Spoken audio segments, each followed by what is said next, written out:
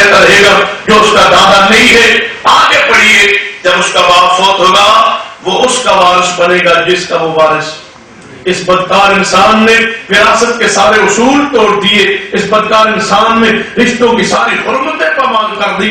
نبی علیہ السلام نے تو پسند کرتا ہے کہ یہ گناہ تیرے رشتہ داروں کے ساتھ, تیری ماں بہن بیٹی کے ساتھ کوئی کرے؟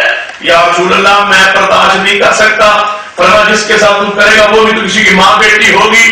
یا رسول اللہ مجھے سمجھ آ گئی. لمبا چوڑا آواز نہیں تھا, ایک ہی حدیث مصطفیٰ کی سمجھ آ گئی. ایک ہی رسول اللہ صلی اللہ علیہ وسلم کا فرمان سمجھ آ گیا. کہنے لگا یا رسول اللہ صلی اللہ علیہ وسلم مجھے سمجھ آ گئی, میرے لیے دعا کر دے اللہ میرے دل کو پاک کر. جوانوں اپنے دل کو پاک کر لو, اپنے اندر کو پاک کر لو, اپنے اندر کو صاف کیجیے. اللہ میرے دل, یا اللہ میرا دل پاک کر دے, یا اللہ ہمارے دلوں کو پاک و صاف فرما دے. یہ شخص کیا کہہ رہے ہیں, یا رسول اللہ میرے لیے دعا کیجیے. رسول اللہ صلی اللہ علیہ وسلم دعا کی تھی کہ مصطفیٰ کی دعا تھی. اور نبی علیہ السلام کے بارے فتح الباری کے اندر روایت موجود ہے, صحابہ کرام فرماتے ہیں رسول اللہ صلی اللہ علیہ وسلم جس شخص کے لیے دعا کر دیتے اور دعا کے اثرات ہم نے 3 پشتوں کے اندر دیکھے. رسول اللہ صلی اللہ علیہ وسلم کی دعا کے اثرات, اور رسول اللہ صلی اللہ علیہ وسلم دعا کرتے اے اللہ اس کے دل کو پاک کرتے. صحابی کہتے ہیں اللہ کی قسم دعائے رسول کے بعد ساری زندگی مجھے زنا کا کبھی خیال ہی پیدا نہیں ہوا. اتنے پاکیزہ ہوئے اس دعا کو. دیکھیں افغان کے اندر یہ تینوں بندے پھنسے ہوئے, تینوں بندے پھنسے ہوئے دعا میں. دعا کے لیے ہاتھ اٹھائے, اے اللہ ایک دفعہ میرے کمرے میں ایک عورت آ گئی تھی, اس سے میں نے معاوضہ طے کر لیا تھا. دوسرے بات میں ہے کہ وہ چچا رات بیٹی میرے پاس غربت کی وجہ سے آ گئی تھی. اس کے پاس پیسہ نہیں تھا, مال نہیں تھا, دولت نہیں تھی, غریب تھی, بچے چھوٹے تھے. وہ پریشان ہو کے دکھی ہو کے میرے دروازے پہ آئی.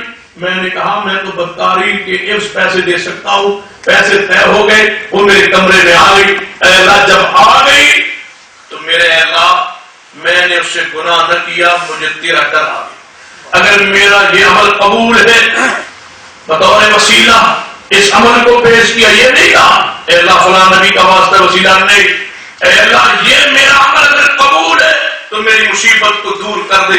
بس یہ الفاظ کہنے کی دیر تھی تو اللہ نے غار کے منہ کو کھول دیا. اپنے اعمال کو وسیلے کے طور ذرا پیش کرو تو صحیح, ایسے بے تکلفی اللہ سے بناؤ تو صحیح, ایسے اعمال کرو تو صحیح کہ اللہ کی رحمت جو ہے وہ جوش میں آ جائے.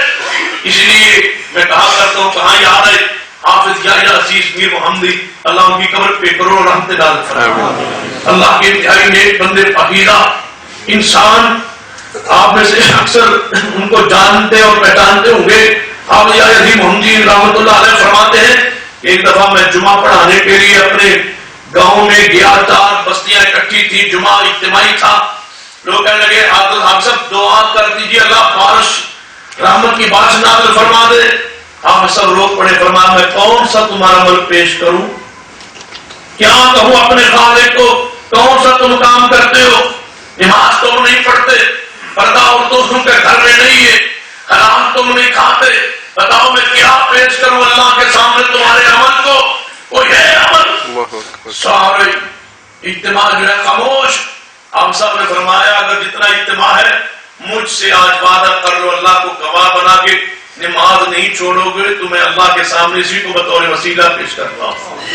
اللہ یہ اتنا بڑا اجتماع وعدہ کرتے ہیں ہم نماز نہیں چھوڑے تو میں اس کو بطور وسیلہ اللہ کے سامنے پیش کرتا ہوں. اپنی حالت کو دیکھیے, اپنے اندر پاکیزگی اختیار کیجیے. جس کے اندر شرک آ جائے, بدعت آ جائے, یہ غلاظت حرام کمانا کھانا آ جائے, یہ غلاظت بدکاری فحشی آ جائے, اللہ تمہاری دعائیں کیسے قبول کرے؟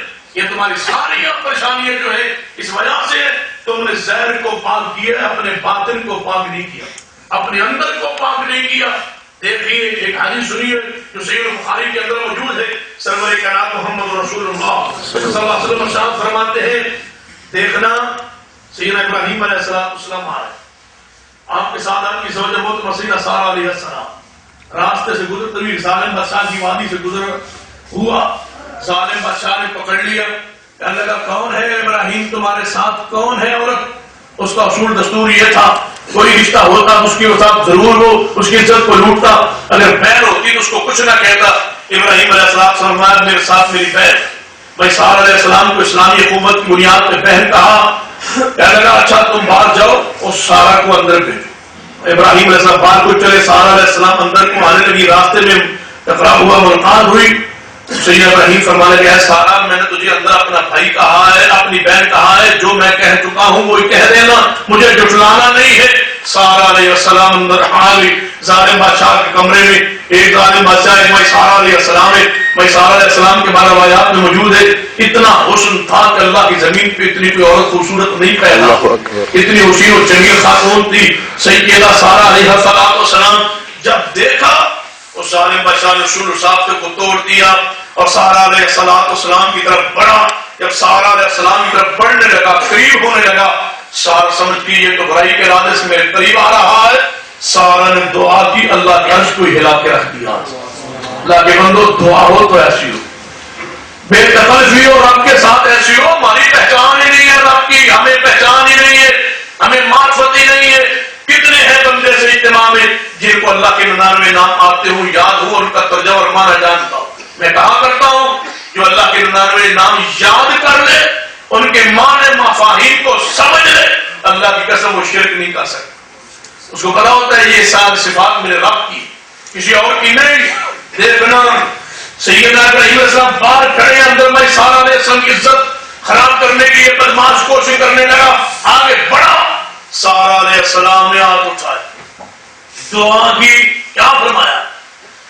بطور وسیلہ یہ بھی تو کہہ سکتی تھی اے ابراہیم انظر حالنا یا ابراہیم وسما قالنا یا ابراہیم انظر حالنا وسما قالنا یا رسول اللہ. یہاں نہیں ہوتا, پاکستان میں ہندوستان میں نہیں ہوتا. دکھوں میں, مسائل میں, تکلیفوں میں, پریشانی میں رسول اللہ کو نہیں پکارتے, سیدنا پیر عبد القادر جیلانی کو نہیں پکارتے, بابا حضرت علی حجویری کو نہیں پکارتے, بزرگوں کو نہیں پکارتے الہیہ. اور بلکہ اللہ کی پناہ, میں نے ایک بندے کو کہا کہ یہ جو حضرت علی حجویری ہیں, بزرگ جن کو دادا کہا جاتا ہے, یہ تمہاری پکار سنتے ہیں؟ کہنے لگے سنتے ہیں. میں نے کہا اللہ بھی سنتا ہے؟ اللہ بھی سنتا ہے, یہ بھی سنتا ہے. میں نے کہا اللہ بھی سنتا ہے اور یہ بھی سنتے ہیں؟ کہنے لگے جی سنتے ہیں. میں نے کہا یہ جو جتنا کوئی دعا مانگے, جس قدر دعا مانگے, جو مانگے, جس بولی میں مانگے, جس زبان میں مانگے, یہ سنتے ہیں؟ کہنے لگا نہیں, اصل میں ہم اللہ کے شریک نہیں بناتے, تم یہ سمجھ نہیں, اصل میں ہم ان کو اللہ کے شریک نہیں بناتے. اللہ سنتا ہے, یہ بھی سنتے ہیں, لیکن یہ اتنا نہیں سنتے جتنا اللہ سنتا ہے. یہ تھوڑا سا ان کا سننا محدود ہے. اللہ کا سننا تو اللہ محدود ہے, ہم اس کے ساتھ شریک نہیں کرتے, ان کا سننا محدود ہے. میں نے کہا چلو محدود ہے. کہنے لگے جی محدود ہے. میں نے کہا لاہور والوں کی سنتے ہیں؟ کہنے لگے لاہور والوں کی سنتے ہیں. میں نے کہا آگے سے اوپر ہے ان کی, کہنے لگے ان کی بھی سنتے ہیں. میں نے کہا آگے آپ سب آگے وہاں سے پکارے, کہنے لگے وہاں سے بھی سنتے ہیں. میں نے کہا راول پنڈی میں کوئی کھڑے ہو کے پکارے پیر صاحب کو سنتے ہیں؟ کہنے لگے سنتے ہیں. میں نے کہا پشاور میں کھڑے ہو کے پکارے, کہنے لگے سنتے ہیں. میں نے کہا افغانستان میں کھڑے ہو کے پکارے, کہنے لگے سنتے ہیں. میں نے کہا سعودی عرب میں کوئی کھڑے ہو کے پکارے, کہنے لگے سنتے ہیں. میں نے کہا کسی اور ملک میں کوئی کھڑے ہو کے ان کو پکارے, سنتے ہیں؟ کہنے لگے سنتے ہیں. میں نے کہا پھر لامحدود کس کو کہتے ہو؟ کہاں ہے لامحدود؟ میرا تو عقیدہ ہے تم اللہ کو محدود مانتے ہو, نہ اس کو.